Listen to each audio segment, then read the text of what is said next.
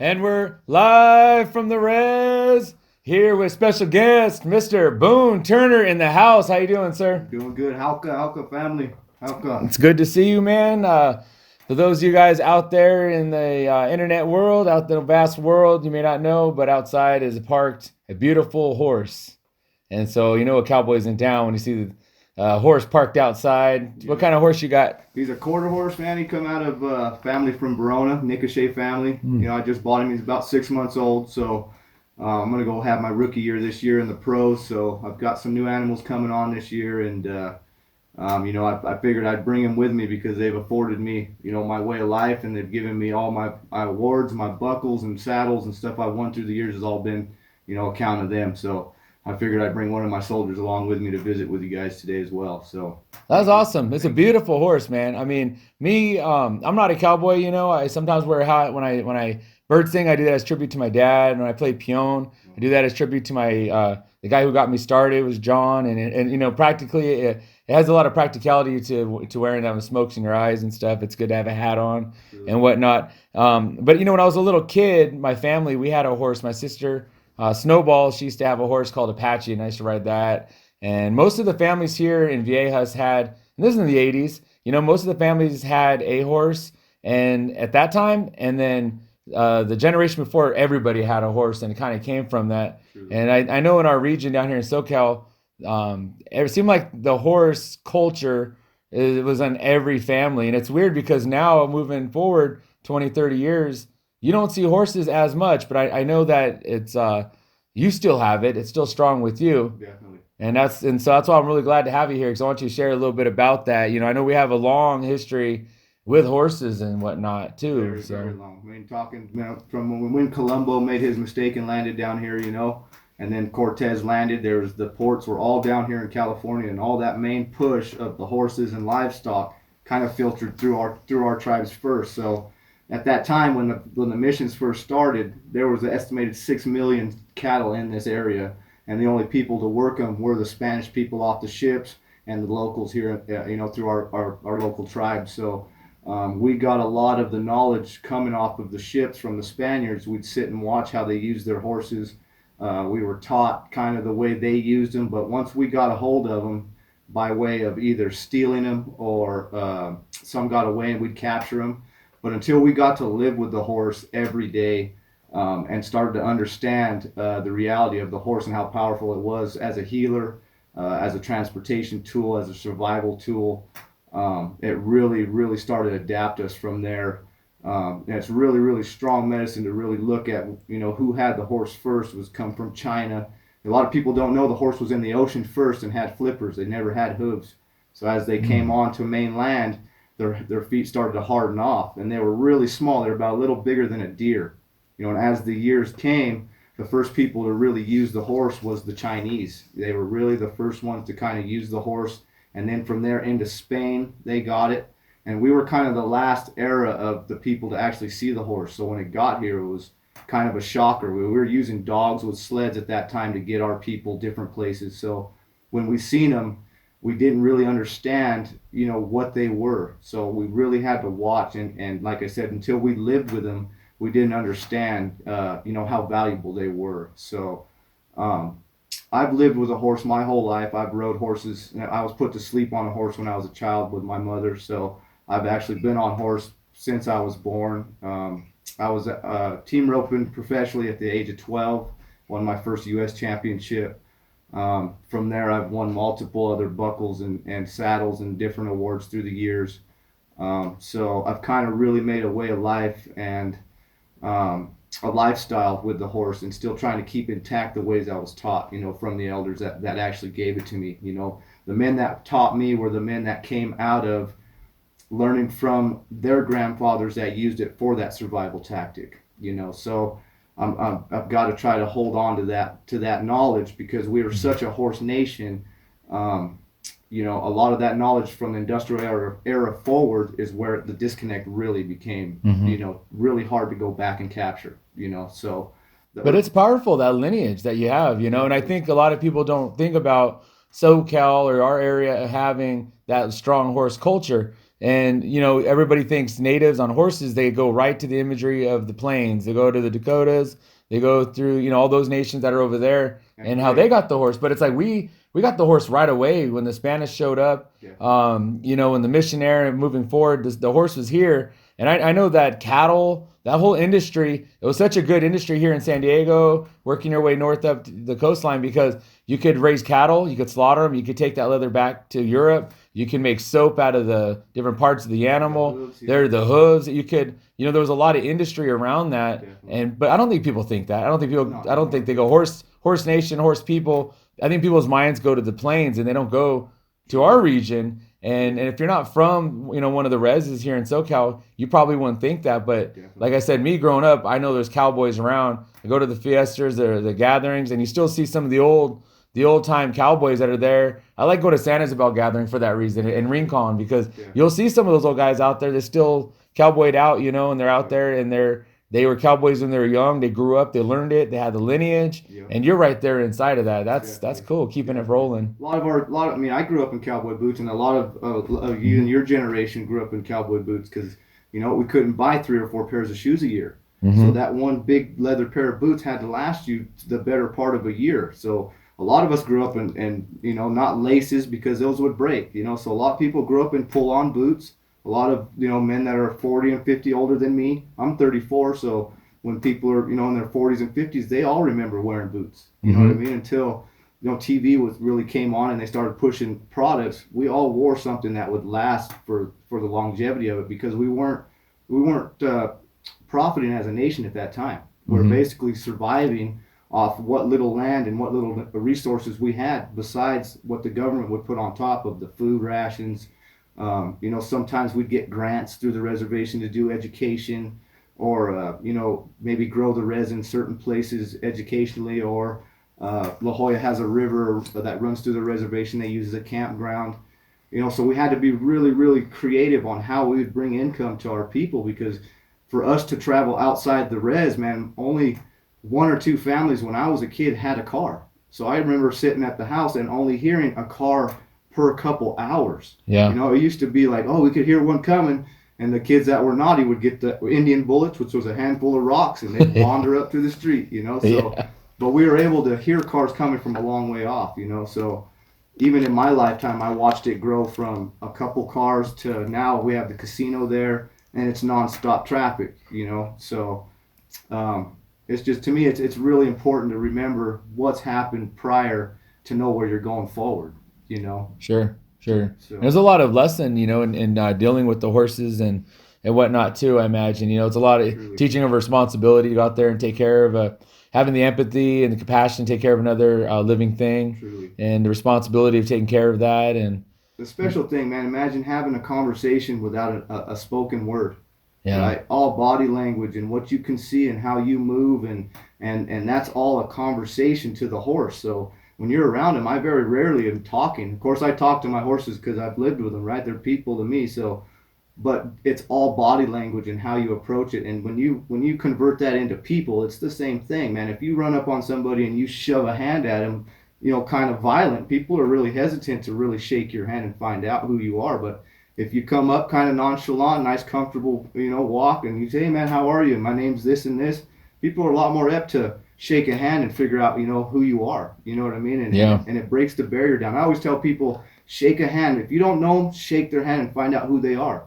Because if they're someone that wants to do you harm, you need to know that. And if they're a great person that, could help you, you need to know that too. So don't be afraid to ever extend a hand. If you don't know them, that's the reason you shake the hands, because you don't know them. Hey, man, I'm Boone. How are you? I'm from California, man. Where are you from? That starts a conversation, breaks the ice, knocks the barrier down. Now there's this person to person, and not skin color to skin color. You know what I mean? Or what or what you have versus to people that don't. Yeah. So. Especially in our communities now, like I've been talking a lot about reservation mindedness and like, like what res are you from or where are you from and all that kind of stuff. One thing I like looking at old pictures, and you see that era of when everybody was cowboying up, and there's the old black and white pics. And there's pictures of turn of the century. They had gatherings, those week long gatherings, and you see the old pole out there where they're tying up their horses. You see the horses in the background. Yeah. Everybody's got pictures of their grandpa or somebody on a horse. Yeah. My mom's got pictures of her grandfather riding a horse, but yet you see these pictures, all these guys coming together, and they're working together as men of their community to skin that cow, to feed their families and to work, create that industry. But it's an idea of coming together, and togetherness, and not so much, what res you from, what shade of Indian are you dark or light or all of that. Right. It really speaks to a time of a lot more respect. Like you're talking about shaking that hand. Are we enemies? Are we good? And let's kind of cut the BS. It, man. I was always told, man, say where you're from, but it doesn't mean that it's a volatile or a violent way. I mean, when you say I'm from Rincon, it doesn't mean, man, I don't care where you're from. I'm telling you, I'm from Rincon to let you know we're still here. Rincon is still a place, and we're still here. So that's why I tell you, I'm from Rincon, I'm Boone Turner. Just like when someone else tells me where they're from, it's not a poke at me. It's just letting me know, man, hey, that res is still intact, and there's still people that'll shout that name out of respect because they love that place. Yeah. So to me, the youth need to realize, man, when you throw up Rincon or La Jolla or Viejas or, that's just where you're from, and that's respect to let people know you love that place, man. I love that place so much, I'm going to tell you I'm from there. And it's not a poke or prod that my place is any better than yours. It's just letting you know that we still exist. Mm-hmm. When you tell me where you're from, that lets me know that you still exist. And that's medicine. That's good. Yeah. So that's more of what it was for me when I was growing up. You always run into people that take it the different way, but the majority of the folks I ran into in that manner of going at it, it was always a respectful thing, man. I was always proud to meet somebody from a different res. I've got family up in Paiute country in Nevada, in Colorado, and I talk to them the same way I talk to people at home. You know what I mean? And there's that comfort because there's no disrespect, man. I'm here to learn from you. Everything's a lesson in life, whether it be the horse, a school book, or anything else. It's what you can read and adapt and take to your mind and use for yourself.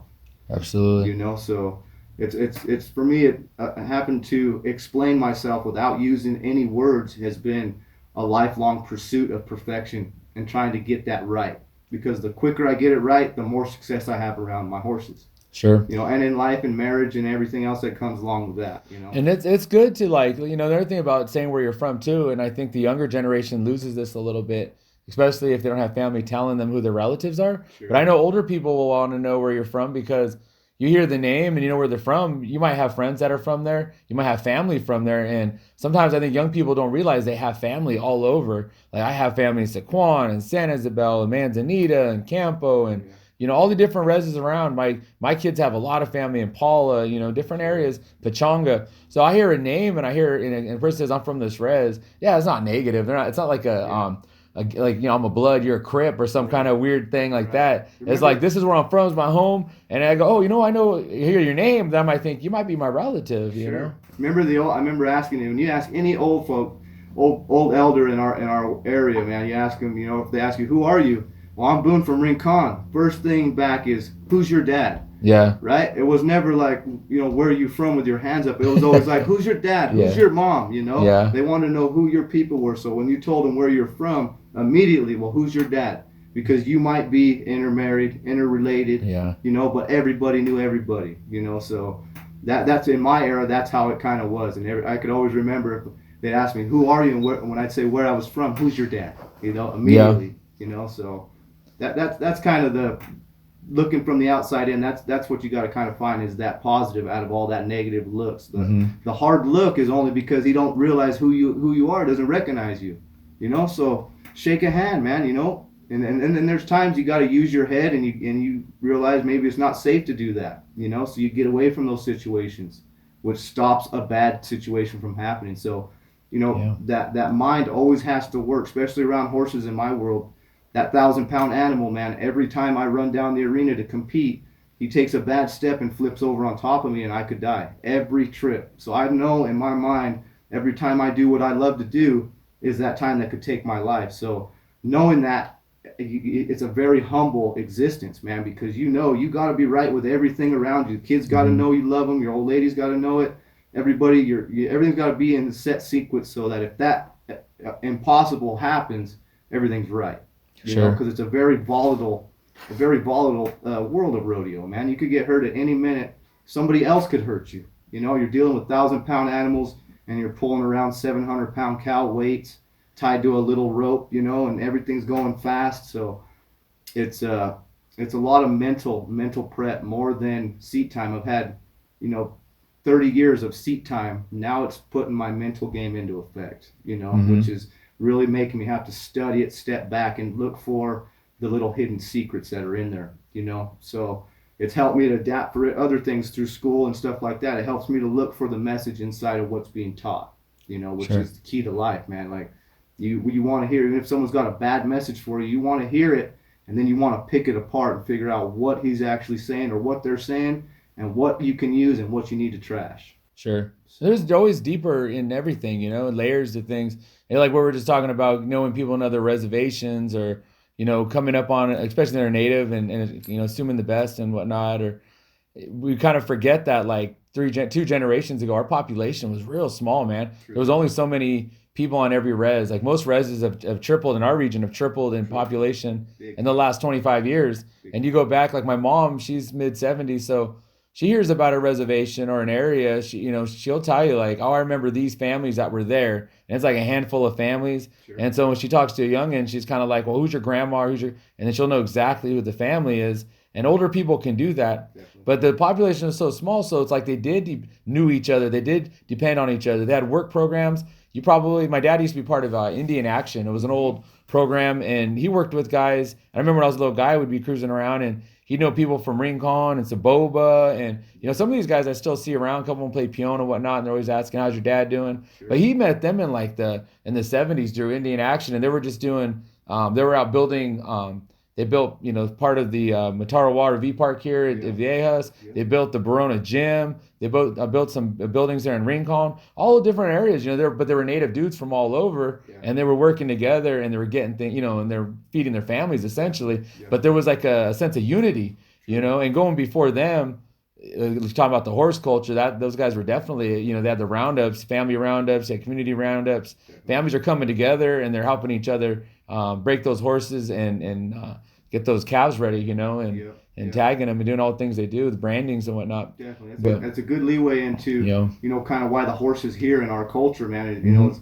as those ports were established, all that livestock came off the ships, and we were the first people to get them. So as we got them, we started to use them, in a way that we used them as a survival tactic. As the mission started to push and our people started to push away from them, we started to realize the horse was really important to our way of life and our way of survival. So at the time of the Spanish-American War down here in San Pasqual by the Wild Animal Park in Escondido area, yeah, by that time there was the Spanish were coming up to claim Mexico at that time, which was California. So the Mexican people that were in California were called Californios. Those were the Spanish folks that didn't want to be in Mexico anymore. Mhm. They were up here. So at that time, the Spanish army is in the area of Escondido Valley, San Pasqual Valley there, and the U.S. Army is coming from the Alamo, from Texas, and they're coming down into California because they want to claim it as well. So at that time, we're living, all these tribes, there's 100 tribes within this Southern California area. We're all living pretty close to one another. And as that push came, we all kind of had to step back and start meeting with one another and figuring out which way we were going to go with this new push of these new folks coming in. So at that time in Pauma Valley, there was a group of Californios that were living down there. They happened to steal 11 horses from the Luiseño tribe. The Luiseño tribe tracked them back down into Pauma. They captured their horses, and they ended up killing each one of those Mexican people. Mm-hmm. So when that message got back to the Mexican army, it was still politically Mexico at that time. So they came up on a revenge tactic to try to get the Luiseño people that massacred those Mexican folks, which pushed us up into Temecula Valley. Okay, so once we got up in there, we disappeared. They came down and hunted us. Ended up being where they found us, and they shot a couple people up there and buried them in Temecula. So if you go into that history, you can read a lot of that time in our local area, what was going on, but it's a good leeway into how important the horse was. See, I mean, those people stole the horse from them. They tracked him and they actually took their life for it.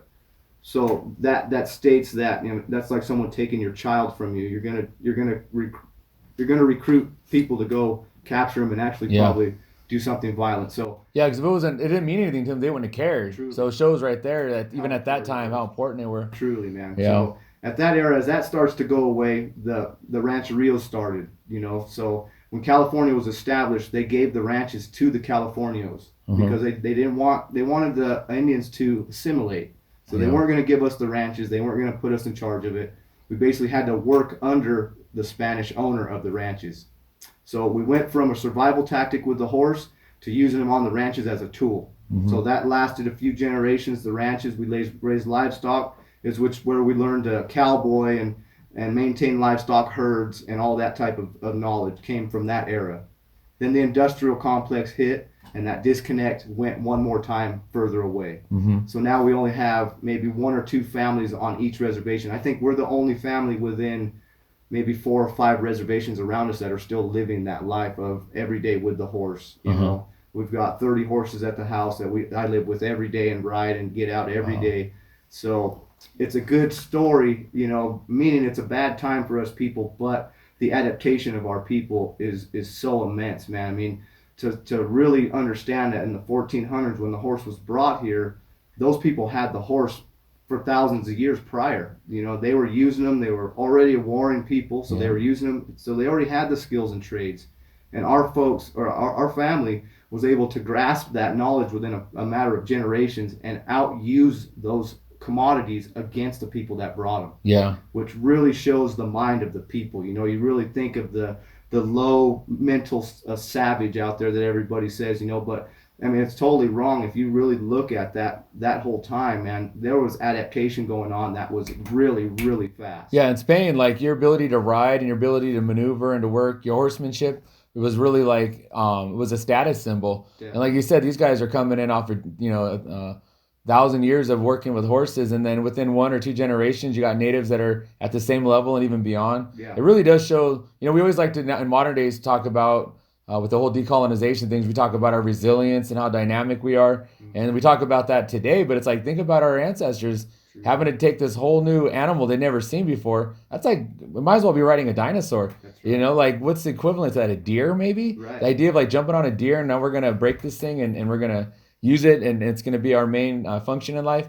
They did that. They really did that. They went out there and got with these horses. And to me, if you're not around horses a lot and you walked up to one, they're kind of intimidating. They're large, strong, yoked out animals. They got, you know, everybody wants arms looking like a horse's arms. They're pretty strong animals and they can wreck you. But these dudes are able to ride and to work them, like you said, generation or 2 in, and they were right there. Yeah, there's a lot of stories of us on the government books of being chased 20 or 30 deep and disappearing on them. And you think of that, there's 30 people on horses. That tears the earth up. And then to have those people disappear in a manner that the cavalry can't track a horse print that's 6 or 8 inches around, and there's 30 people, and each horse has 4. I mean, just the dynamics of that time and what we were doing with them was just beyond those. They couldn't keep up. It was beyond what they can comprehend. And it wasn't until they actually colluded with local tribes that were sympathetic to their cause that they were able to understand how that was possible. Right. You know, and it was the manner in which we were living with them, which entailed us to be able to push past them. You know what I mean? They put their horses in a pen. Some guy took care of them. When they needed them, they grabbed them as a tool, and they went to war. Right? Or they went out looking. We had them in our house tied to the cabin out front. So the minute we came out, we seen him. The minute we went in, you know what I mean? So just family. We lived with them. Yeah, correct. So I think that has a lot, even to today, a lot of tribes outside California are still rodeo families raising livestock in Navajo country. You know, South Dakota raised a lot of horses, and great cowboys come out of there. So and we're starting to get kind of the recognition that's due. You know, there's a lot of the Indian National Finals got put on the live TV this year. They put a lot of money behind it to get it to the status of the National Finals, which we all see on TV during December. Yeah. You know, they finally gave the Native Rodeo, which is a week before that. That's always the week every tribal council's got to go to Vegas, coincidentally. Yeah. Don't think we don't know what's going on. You're rubbing elbows with friends you ain't seen in a long time up there, you know. But we're getting our due now, Hmm. and it's really starting to shine, and a lot of our native people are really doing some really great stuff with horses, and a lot of them, man. It's such a great world out there in the horse world, because I've had more open arms and more offers to. I mean, I've showed up in Denver, and people go, "Hey, man, you need a place to stay? You have your horse put up? Hmm. You have a jacket, man. It's cold up here, And before anything, and not even shake their hand and introduce myself, they're asking, Do you need anything? Is your horse good? Are you good? Come to the house and stay, And I've had more than a handful of those opportunities through just traveling different places, Yeah. So it's truly a blessing, man.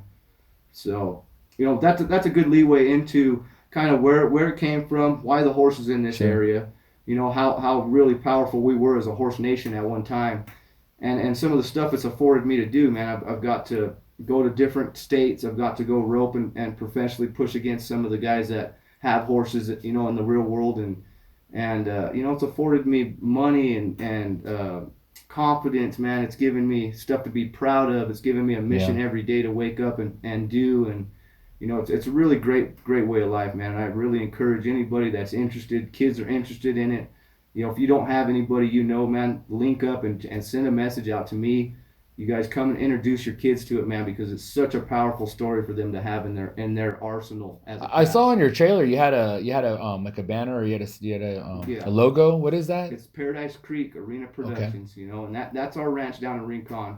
We have a little creek that runs by our house, and we've named it Paradise Creek. And So you guys do outreach too, right? I we know you do a guys have lot of worked in communities. We do a lot. I've Yeah. done horse camps ever since I was 13 years old. So Wow. I've been teaching, the horse since I was teaching kids when I was a kid. So Sure. now we do 15 to 17 youth camps a year, anywhere from Campo, Manzanita, Gedem, Palma, Paula. A lot of our reservations, we're trying to introduce the horse back to them. Well, I know with kids, like a lot of the challenges. I have five, so the challenges we always have, like any parent I think has, or anybody working with youth, you're trying to teach respect. You want to teach humility. You want to teach empathy. You Mm-hmm. want to teach responsibility. To all of these are things that you have to have, or you learn Truly. working with any animal, really, but especially a horse, right? You have Truly, to. man.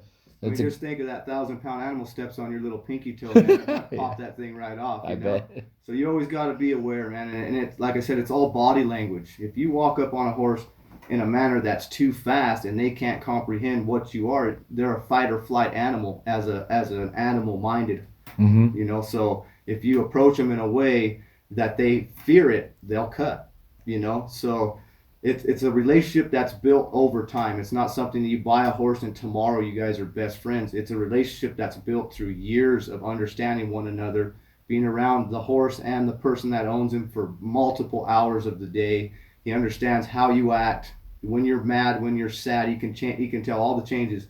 A horse can feel a fly land on his back. That's how sensitive they are. So imagine a fly landing on your back. They can actually tick them off with their skin. So they're a very sensitive animal, from the skin on them to their mind to the way they act. They're very sensitive. You know what I mean? So it's all how you approach it. And once you have that confidence of not being scared of them and realizing that they're there for the benefit of you, whether it be a healing deal. I've seen people pet a horse and feel better about themselves that day. Hmm. So, and our people always told us they were healers. They were the healers of our people, was the horse.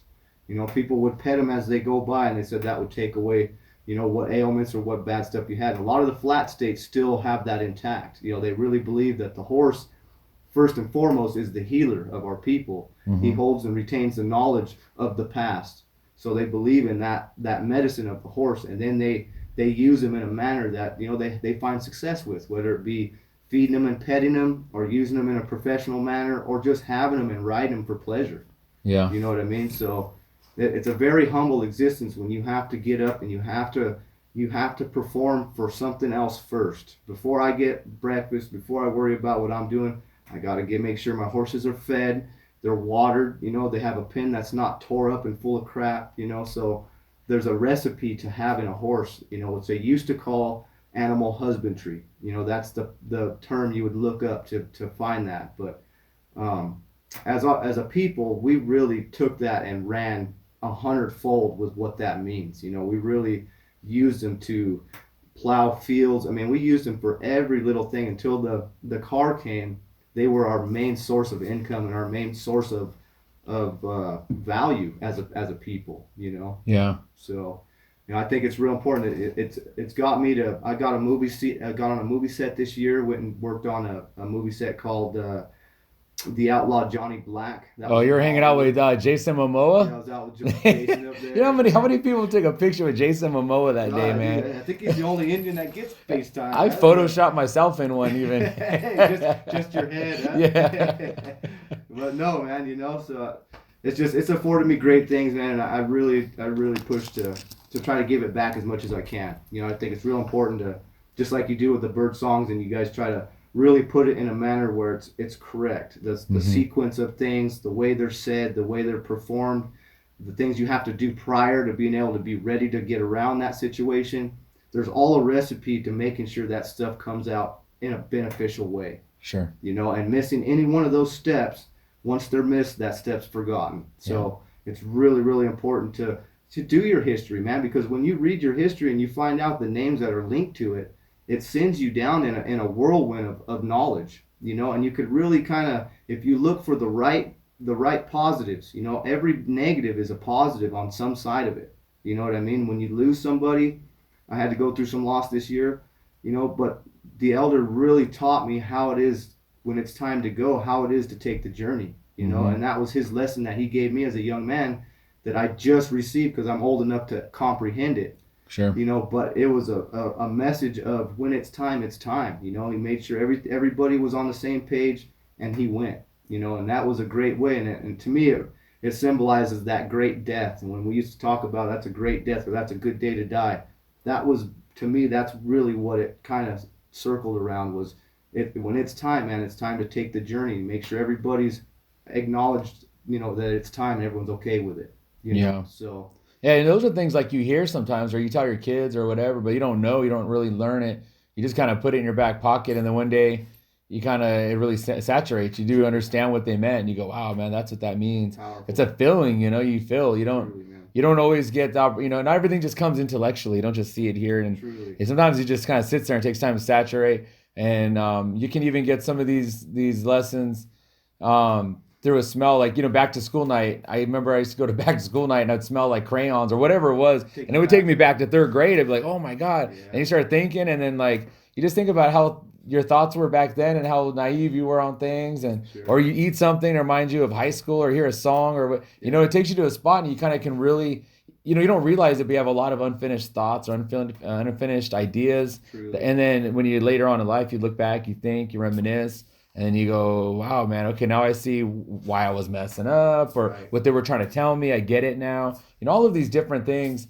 And it's like, it really does put, in my mind, it really makes you think different about when you talk about items being sacred. Think about ideas being sacred, locations, you know. And I think a lot of times people want to get caught up in the Pocahontas, you know, sounds of the wind. They think we're talking to all these animals and we're talking, and then maybe we are, but there is realness to all of that. The idea that you can touch something and remember, and it starts to bring things to you. It speaks to you. The wind might literally speak to you because you feel that. It reminds you of being a kid. And now you're going to maybe deal with some of that issue that you kind of blocked off, you know. You had some trauma going on in life and you blocked it off, but now you're an adult, you're stronger, you know more, you've experienced more, and a wind you know, brings that memory back to you, and you go, oh wow, now you're able to deal with it, and now you're strengthening yourself. It's like our elements do that. I believe that 100%. I'm 100% with you, man. There's a great story that I heard from my cousin from La Jolla. His grandfather used to work on the ranch up there in Warner's, and he took him up there. He's probably in his late 80s, 90s, and there's an old loading chute, and the chute was built out of wood back then. And he walked up, and the chute's all falling apart, wood on the ground. His grandpa picks up a piece of wood and immediately starts telling him a story about when he was 17 and was loading these cattle on these semi trucks, right? And it made me flash back to that whole thing of the old people always saying everything has a memory. The earth has a memory. The sky, the trees have a memory. The grass, you know, and everybody thought there was that Indian wisdom, right? But that story really proved to me that that piece of wood that old man picked up gave him that story back. He didn't have the story when he walked up. He didn't talk about it all the way driving up there. It wasn't until he picked up that piece of wood that held that memory of that time that he was able to say that story. Mm-hmm. So it made a really easy way for me to understand what that meant of everything holds a memory. Man, we've all been places that we've come here. Man, I remember when I was here with my son, we had these great fishing trips, and you go places that you flash back and you remember those times, Yeah. which is what we meant about everything holds memory, man. You could go somewhere and pick up a piece of wood and have a story from when you were 17 and you're 90. Yeah. You flash back, 80 years, So that was a really powerful story for me to really kind of grasp what that whole, mysticism was. Yeah, because start Right? you expect the flute in the background. It's all from the movies and all the. But no, Right. that's true. My I had that experience a couple years ago with my dad. We had one of his relatives passed away. We have a lot of family in Ramona, and we went out that way, and we were there, and same thing. He just started like remembering being a kid. He started sharing all of this family history, and I'm like, I never once heard that in my life because I'm one of those people. I've always talked to my parents, and when they talk, I listen. I'd ask questions, want to know more. But I never, and so a lot of stories I've heard many times, but I never heard him tell these stories. And it was so much information about his side of the family. True. And it just like I just made so much. It had so much clarity about my family at that time. Definitely. About his family having to get taken away to at that time like a boarding school type thing out in Arizona and all of that stuff. And but he had heard when he was a kid about this and that. And I was like, wow, man, I never knew that. Truly. I went and talked to one of my aunts and she kind of remembered it, She goes, yeah, and so she started talking about it. So it kind of like started to grow from there. But I talked to my older cousin and he had heard something about that. But I had never in my life heard anything about any of that. Sure. But him being there, it brought it back to him and he talked about it. And you get older, you've lived a long life and you've had a lot of experiences, met a lot of people. Yeah, you're gonna forget things, Definitely. But it doesn't mean it goes away. It's there, right. And I think that's why it's so important to kind of go back to some of those places. It's weird because you get called places that maybe you haven't gone for 20 years, and all of a sudden you're there, you're back there for whatever reason, and you have these memories come back to you. So everything to me is there's a reason behind everything, man.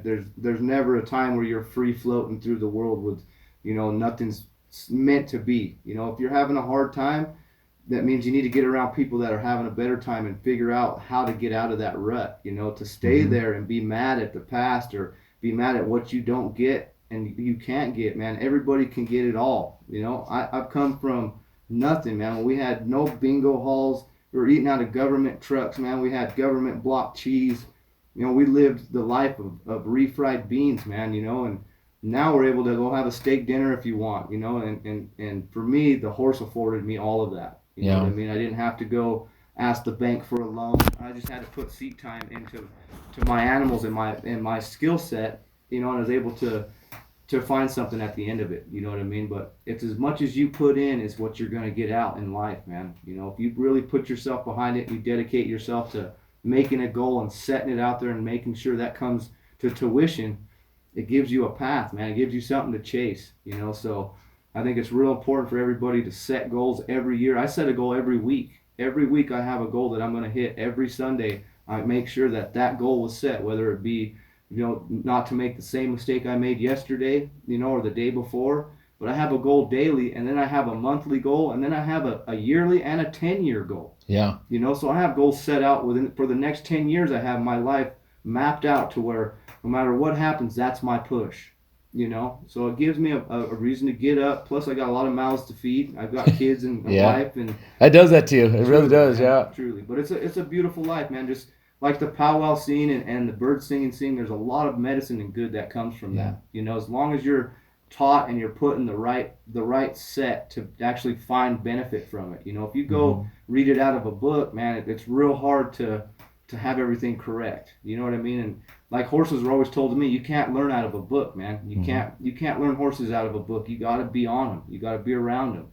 So me, I've always been a hard teacher through a book, man. I never did really well in school because I was always taught you have to do it. You know what I mean? And words never came into complex. It was always what you see, watch this, and then do it. You know what I mean? So a lot of our teachings were always visual. That's why we don't have a lot of written words, because we were always told. And that was make sure we were told enough times to make sure we could repeat it correctly. Sure. So. And it's a lifestyle, like you bring up the bird. For me, it's a lifestyle. It's been my lifestyle my whole life. There's been times in my life where, I didn't do it as much. I was having my kids. I stayed home a lot. I was only singing at like funerals and things like that. And as my kids got older, I could start hitting the gatherings again and whatnot. But it's always been a part of my life for a while. When my dad, he was real active, I'd go help him, and but it was always a part of my life. It was a True. lifestyle. That's And right. then the older I get, it's like more and more of my life, and it's a dedication that I have to it. You But bet. it's a lifestyle, and people always come to me and want to learn or have questions about it, and then I share that with them. I say, I'll always help with whatever I can help with, whatever. But it is a lifestyle. You can't learn it from a book or a recording. And Right. in the modern era, they want ease and comfort to learn all this, and I get that. True They that. want convenience, but you lose a lot in the convenience. People want to say, just give me a recording of this, or can I just film you and or listen back to it, or what's the fastest way to learn this? And they don't realize that they're missing out in all the different teachings that make Sure. it a real prosperous thing for their life. It's going to make it a healing and healthy thing for their life. It's in Definitely. all of the hardships. You learn those songs. You go out, you learn a song sitting in the heat, and you're sweating it out. You learn something there. You're strengthening yourself there. Your spirit gets stronger doing that. Mhm. You're singing out in the rain, and you've had to do it for sad times and happy times, and you've had to miss events to be there to do this. It's part of it. It's just Definitely. part of it, and it's to me a very important part of it too. Whereas if I just learned it from a recording or film, YouTube, all this kind of stuff, I think that I would lose interest in it real quick. It wouldn't have real deep meaning. It would be something that easy come, easy go, Mhm. and it would just literally be a song and a dance. For Definitely. me, the bird is not a song and a dance. It's my lifestyle. True. Because one time I was talking to someone about it, and they said, "Well, it's not that big a deal," and I thought to myself, like, "Wow, what an insult," because that's my life, Right. and it's like you're saying my life isn't a big deal, and that's what I dedicate myself to. Right. And it is a big deal. Maybe not to you, but to me, it's a big deal. Right. And it is what I dedicate my life to. Mhm. And what maybe I didn't know it when I was a kid, but I was dedicating my life then. Yeah. When I go out and sing, and I remember a song or I remember a progression of songs in order, or if I'm not feeling good, but I have to sing for a certain duration, and I'm Mhm. able to get through it. And people say, "Well, how did you do that?" They don't realize all of the different hours and the time that I put into it Truly. when I was a little kid, when I was Truly. a young teenager or a young adult. That maybe nobody else was around and I was there helping, or I was just one of a few people, or like they don't really know what I've put into it. I put my Truly. whole life into All it. they see you is when the lights are on. That's it. They don't realize it. Same thing with you. Like they see you riding a Right. horse and go, "Man, I'd like to jump on a horse and go ride." That's Well, right. maybe they can at some point, but if you're gonna get to that level, they got to realize that's a lifestyle, man. It's right, It's a dude. It's lifestyle. a every day touching it and doing it every day, man. And it's like everything that gets repetition, man. It's Hmm. tough to stay involved in it, but once you can kind of come to that mentality of this is something that I need to hold on to. This is my skill set that I've built for 30 plus years now. For me to go be a computer whiz, it's going to take me another 20 until they say, yeah, he's the guy you need, man. He's got 20 years of experience. Yeah. So now I've got 30 years with the horse, so that's what I got to kind of capture and keep a hold of. Plus, it's going away faster than we can keep a hold of it right now. So, And you probably love it, right? I know for me, I Bird, I love it, truly dude. love it, man. I Oh, couldn't give it up if I wanted to. It saved my truly, life many times, truly, and I truly love it. I mean, it's truly, something brother. that I adore. When I'm not doing it, there's been a couple years in my life where I stepped away from it, because I was mourning and whatnot, Mm-hmm. and it was a healing time and whatnot. But I'll be honest, Missed it, man. yeah, I missed it. I really did miss it, like it was a person or something. Neither And did I. then I got worried. I remember the one time I came back and I was kind of worried. I told my wife, I said, "Hey, what if I can't do it no more?" And she was just like, "You'll be fine." And I was like, "Well, yeah, I know I get up there sing 3, 4 songs, but what if I can't sing The the duration. duration? What if they ask me to sing, I can't sing all night, or I can't do what I'm supposed to do? Maybe I literally at that time didn't touch a gourd for like 9 months, 10 months." Sure. And I was like, what if I can't, like even, I was just kind of being dumb, I guess, but I was Yeah. like, what if I can't? And then sure enough, I didn't play the gourd or nothing. We had the ceremony and then purified and everything. And then it was like later on, we went to I think it was a powwow. I want to say it was Morongo. It was a big powwow, a lot of people. Mm-hmm. I said, let's go sing. And I had my nephew, my boys, they had been continuing on. And so we all got together to sing. And I remember getting up, and now I'm going, oh man, I probably should have sang out in the parking lot. I just see if I got it. Right. But I got up and we sang in front of everybody, and it was just such a it's like when you haven't seen somebody or family in a long time, and you give them that hug Oh and man, you that feel that embrace. emotional release, man. Yeah, Oh man, I man. just felt so good, and so to me, I knew there in my mind that that's just something that I love to do, and I let you know it's always hard to do it on the sad times. You know, nobody wants to be there for that. At the same time, it's such an honor and a privilege to be able to help in some way. Truly, You man. know, we all want to help in those times, and it's an honor to have to be able to help in that small way. You know, Right, and have a family reach out and you know, say, "Can you guys please come honor us with that?" You know, and yeah, that medicine that comes in the hardest times, and like I said, like you said, I would say, you come in the hardest times and the happiest times. You know yeah, what I mean? And that's such a big gap to fill. You know, and that truly entails a lifestyle of living that you can be at that beckoning call when it's called. You know hmm what I mean? It's not somebody that's learned it from YouTube can get that call and go, hey, tomorrow you need to be here if you can, and saying, yep, no matter what's happening right now, I have to be accountable to this. yeah, You know, so learning it through a book doesn't hold that value, like you said. It's right. hard to really grasp and hold on to that value and realize that people are needing me. That you know, they need me to be there. You know, they need our medicine to be spoken of. You know, which is a huge honor, man. Such a It huge is, and honor. you know, it's a perspective that like so I'll speak about it now a little bit more, but like 10 years ago, I didn't like to talk a lot about it because to me, it was always like the perspective should come from someone who's lived it. You know, I'd say no, talk Truly, to my dad, truly. talk to Leroy out of Manzanita, may he rest in peace. Yes, But sir. those were the older guy, the men at that time. You Yep, know, and there's definitely. some older guys still, my cousin John and my cousin Junior that are older, and it's like listen to them, they know. You know, I'm just a young guy learning it. And so the last few years, I've kind of spoken more and more about it. But you do have to have that perspective of someone who's been in there learning and doing it, have experienced it.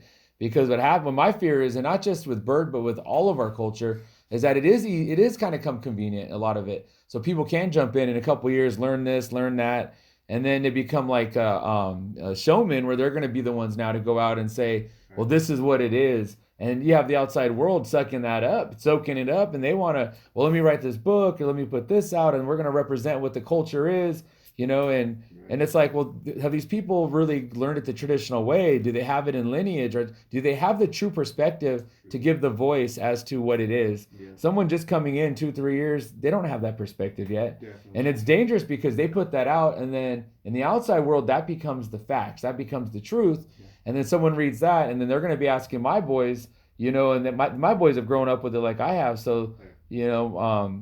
my son working the camera has been doing this for 15 years now, Mm-hmm. and he's coming from me who's been doing it the whole life, Sure. and now he's going to learn from somebody who read a book who's going to say, no, that's not what it That's not is. right. Yeah. That's not right, or you got it wrong. It's like, no, Truly. he knows what it is. He's growing up with it. Yep. He's been through some of that hardship, and he Yep. learned from someone who went through that hardship, who learned from and the Definitely. lineage going back. And Definitely. I feel like with your cowboy culture, your horse culture, that's the same way.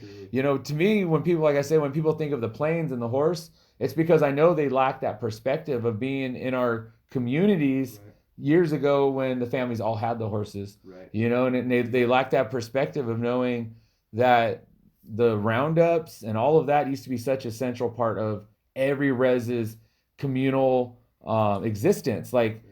every spring, you get to have the roundup. Here in Viejas, Barren Long, Mm-hmm. a lot of the families have I've heard people say, like, why don't we should bring back roundups. We don't even really have cows out here anymore. We don't have a Right. lot of horses around anymore.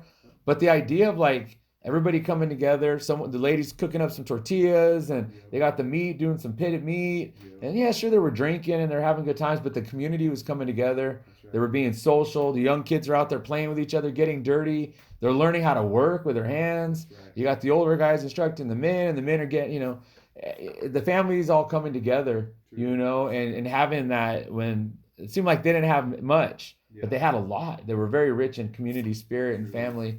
And it's like that was such an important part of our community here in this res. I know the next res over in Barona, they come from that very strong also. Same. You Yep. go to their casino and you still see they pay tribute to that by having their brands, Yep. the brandings of the families put on their On it. in some of their parts of the casino, Mm. in their restaurant and whatnot. You'll see it on their menu. Yep.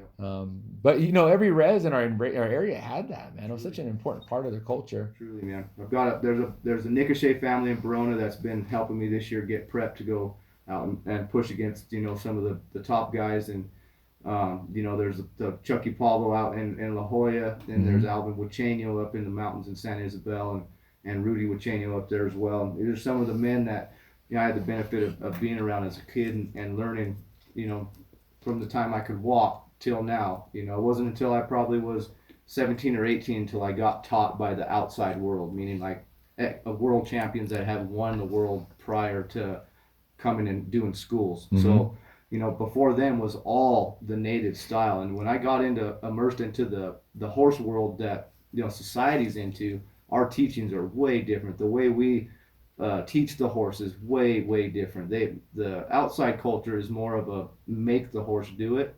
And we always kind of were we'd ask them to do it kind of. So there's the two Okay. different kind of ways to look at it. We'd ask the horse, we'd ask him and we'd kind of give and take. Mm-hmm. The other side of it was whip them into doing what they needed to do. When they broke down, get rid of them and get a new one. But so the teaching was way softer. There's a lot more information there. There was not so much making them do it, which made you have to understand the horse's mentality. Yeah. Not a lot of people understand that horses are two-minded animals. One eye works each side of the brain. So the right side is the left side. The right side is the fight or flight side. The left side is the problem-solving side. So horses that are naturally crazy or they run away, they are really good at accessing that right side of the brain. Great horse, when they access that right side, they immediately are able to access the problem-solving side and create a solving of what's happening. And that's where a great horse becomes great, is they're able to knock off the fight or flight mode, which is every horse has, and go into the problem-solving mode. And that's when they come to you for direction. So understanding the mentality of a horse and what it takes to get the mind to jump from side to side and the things that you need to do to create confidence in the horse, not knowing that entails confidence in oneself. Mm-hmm. So very, very powerful teachings through my young life. And You now, see that confidence in like those old timers, like like Chucky, for instance, and Alvin and Rudy and these guys. You go to anywhere they're at, you see they're very confident men. They just stand back and they kind of guide the community in the different things they do. And definitely. me as a young kid, my dad always say, go shake these. A lot of the elders are gone now, but there's some of the last kind of ones out there like that. Right. Go Yep. shake their hands. There'll be a little kid shake them, and tell my boys go shake these guys' hands and you shake their hand and it's rough, man. It's like that's a man's hand. That's right. That's not my hand. You know what I mean? Like I got the hands of a singer and a beater, a dishwasher. Chucky But always the used to say, man hands, those Chucky guys. say, turn around real quick. I turn around and goes, you got back sores from laying down too much. You got bed sores on your back. Always Yeah. picking on you. But I mean, you got hazed through. I mean, I got Yeah. hazed. All that stuff was broke by high school. I heard it before, right? Yeah. From the old men pick. Yeah. Get out of here, go on now. That was always the best one I always hear. Go on now. And that was pushing the kids get out of here. But that was so meaningful to me as a young man being raised around those type of men. That was no Yeah. forgiveness, man. There was one way to do it, and that was the right way. And if not, you got chewed up for it. And when you got chewed up, you didn't want to go through that again, so you made sure it was correct the next But time. those dudes, man, they hold tight because like they're older now. You think about it, and they're still out there. They're still You go to working, funerals right? and stuff, you still see Chucky right in the middle of that, Yeah. shoveling, and Yeah. he don't look like he missed a step at all, Not man. at He's strong as a bull still, Yep. and Alvin too, another guy, real in good shape, and Rudy, all those guys, Truly. they all you don't see them hobbling around, man. They look Yeah. strong, and Yeah. they got a good handshake on them, and Every day you know, they're using themselves every Yeah. day, and that's. I'm sure they don't feel it now. Well, maybe I'm sure they feel it now with the body. they ain't gonna let you know body it though, hair, huh? but they won't let you know. Not gonna cry around about it. No way.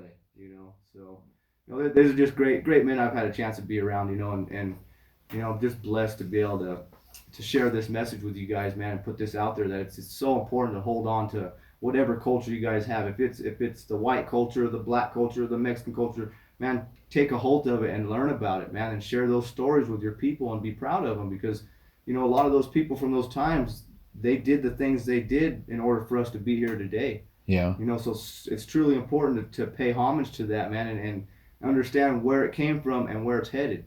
So and when it's time for you to make those decisions as an adult, you have an understanding of what you don't want to reoccur. Yeah. And to be oblivious of it, and YouTube only puts what's fancy out in front of you. That you have to search for this knowledge. You don't get hit with California mission Indians, and you don't get hit with the push of the gold rush, and that's not the first thing that comes out when you look up YouTube. You look up, it comes out with the trades and what's out and what's cool. So a guy's got to really try to search for that hidden knowledge, and realize that what you read is from the victor standpoint, right? That's from what the government saw, and that's what they thought of the situation. So once you read that information, it's even more powerful to go ask your elders and ask those people that were older than you, do you remember this time? How did we feel about it, man? What, it can't just be this way. How did we feel? What were our meetings like? What were we talking about? Where did we put the people at those times, and it sends you into a place where you find power from it because you're Hmm. searching for your lost your lost path, man. Where you came from, what your people went through, and I really think that's super important to kind of hold on to and take pride from. There's a lot of negative out there on what we went through, the massacres, all those bad words that come up, but the adaptation is what should be said instead of the massacre. It's what and how we adapted in that short period of time of that mass migration of people that we are still here, and my cousin just started a shirt company down in Paula, and that's his logos. We're still here, which is a great saying, because a lot of people are still here, man. The Yeah. black culture's still here, the Spanish culture's still here. We're all still here, man. Yeah. So I think that's a real powerful thing to realize. We're just as powerful as every other person in this world. Everybody's got an equal plane. It's what you put yourself in behind and the knowledge that you retain. It creates your value as a person to yourself. Meaning, Yeah. it doesn't matter what they think, as long as you can accept it and be okay with it. Man, you're powerful, man. And I think a lot of kids get lost too, or just people get lost because they don't understand why things are the way they are. They True. don't. They get frustrated with maybe their community or their family, Mm. or they don't. Their upbringing maybe not was what they wanted. Sometimes as a parent, you go like, well, why did my parents do this? Why was I brought up this way when I wouldn't do that to my kid and all this kind of stuff? But they don't know their own family history. Yeah. And I think if you start going into your family history, you have understanding and clarity that'll help heal you. Sure. You start seeing the experiences that our people had, that yeah, there was some ugly times that every one of our families had to endure. That's right. They had to survive. Yeah. But same time, like you said, you can spin that and say it's not, these guys are, having to survive and they're all being harsh on each other and bad on each other. But it's really like, no, they overcame these things. Truly. That survival isn't, let's not just look at the negatives. That survival is a powerful word to be able to say they survived. Without them, I would not be here. And so you get that clarity of why things are the way they are. Same time, every single one of our families has something to be proud of. And I think nowadays people, they cling to certain things in our culture. They want to, it's good that everyone's singing and dancing and our peon or, all of these things. That's good. But all of our people spoke the language. That's something. Yeah. All of our people, come from people who were farmers, who ranched, who, all of these different things that our families were really good at, and hunting and everybody has that in their family. Truly. And if they go back and learn their family history, they too can be proud, True. and they should feel that they can continue to do that. 100%. They shouldn't shy away from wanting to go learn. Your parents didn't sing, didn't mean your great grandpa didn't, or your great grandma wasn't a dancer, or if you want to go and start riding, get involved in horses and stuff, your parents or grandparents didn't do it. Probably their parents may have, So it's still in your blood. It's still in your genetic makeup, man. It's still there. You just got to pull that out. So Yep. our youth should feel very motivated to say, what should we do? What should I do? What should be my place in my community? Yep. How can I keep things going? How can I give back? What can I learn that I can, transmit forward, going pushing forward Right. to the next generations, Try not to miss any of those opportunities yeah. that are presented, man. I mean, a lot of us natives, man, even myself as a young man, I'd get opportunities to go places, and I'd be like, I don't know if I can go there. It's a long drive. Yeah. But it's an opportunity that I should have took, man. I might have met the guy that made me my next $1 million. You know what I mean? Or you might have met the guy that met a person or a family that's going to be lifelong friends, and so those opportunities you get, whether it be from school or taking a trip with a family, or take those opportunities, man, and don't stay home and miss out, because you stay home and all those stories that you could be creating, man, you miss out on them. So it's important to really push yourself to get out and do new stuff that you have never done, man. If you're interested in paintball and you've never done it, try it, man. If you're interested in horses, it's just a matter of looking it up and figuring out where you can go to get yourself into that. That's so true, man. I went to Verona Powwow, when I was a young guy like that. Didn't expect anything. Went to go back up my cousin John, go sing some. It was, I was playing in the kids at that time, and it was adult night, and so he was there playing at the peon games. I went back to him up and sang. Then we got an Indian taco, and boom, right there, I met my wife. We had 5 kids. 20 years later, We still together, What a great, and we got great. kids and everything like that. Our son's gonna graduate this year from high school. You know, he's gonna be 18. That just happened as a freak thing, going to a gathering or a powwow. You know, but it could have. Blessing, huh, dude? Yeah, man. I've been to places where you know you run into somebody, and I went to a restaurant the other day and just to get a takeout, you know, and I ran into our old chairman there, and he was just sharing some, you know, he just hey, how you doing? We started talking. He shared some stuff, man. My brain was like, wow, man. Like he just like enlightened me to a whole nother level. And but you know, if I didn't have it in me to go shake his hand and say, how are you doing? You know, I would have missed out on that, man. Truly, man. If I would have been like, nah, I'm just gonna stay home, I would have missed out on that. And you miss out when you don't give yourself that opportunity. Yeah. And another thing, you know, is that there's not a lot of awareness on a lot of these things. Like you brought up about the Temecula Massacre, the Pauma Massacre. I don't know if all the young bucks that live up and down that waterway from Warner Springs down to, you know, through San Isabel, La Jolla, I'm going to my head now, you know, Rincon and Palma, Paul, you know, that's all one waterway. Right. All the people lived in those areas, going all the way down to the San Luis Rey Mission. You know, they were all connected. You know, and we're still connected, whether they understand it or not. Truly. You know, we go to gatherings with each other, we see each other, funerals, drive through. Yeah, day, right? We're always there, man. We're breathing the same air, whether we like it or not. That's right. You know, but it's like I don't know if all the young heads in those areas know that history. That's right. You know, and I kind of can't blame them because I know they ain't learning it at school. Right. I know they're probably not seeing it on TV. When they Google those things, it's not probably coming up. No, you know, you have to really search. Yeah. So you bringing that up, you know, hopefully that'll motivate some people to go look at that. You know, the idea that we have cowboys in SoCal, you know, maybe somebody watching this or listening to this on the other side of the country will, I'm sure they never thought of that when they think of SoCal. Never. I mean, I don't think so. I've tried to look up YouTube on Southern. I've looked up California Indian Cowboys. There's nothing that comes. It's like you and John Christman. That's it. Nobody that comes out, you know. I really thank you guys for having me down here. Yeah, well, I appreciate it, man. We want to have you back in a few more times. We got a lot to talk about, you know, and plenty of stories from the Reds, brother. Yeah, man, we'll have you back again when when it's around Roundup time. See how the Rocky Mountain oysters are tasting. That's all, man. They're great, man. I tell you. I had one time. I'll share that story next time. Sounds good. But anyways, Boone Turner, ladies and gentlemen, thank you for coming live from the Res. Oh, family.